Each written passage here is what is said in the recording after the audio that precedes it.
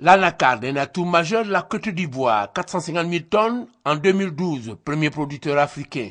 90% de la production est exportée. Or, le produit fini coûte 20 à 40 fois plus cher que la noix brute. Défi, augmenter sensiblement le revenu des producteurs par l'amélioration du taux de transformation, 5% actuellement.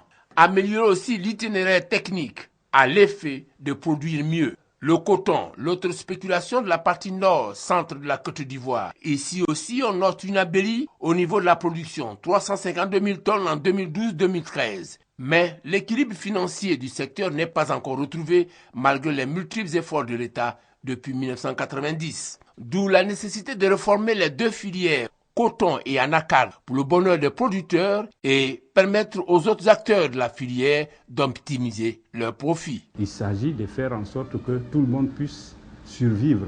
L'un des objectifs aussi de la réforme, c'est de faire en sorte que tous les acteurs puissent accepter de changer de mentalité, évoluer positivement.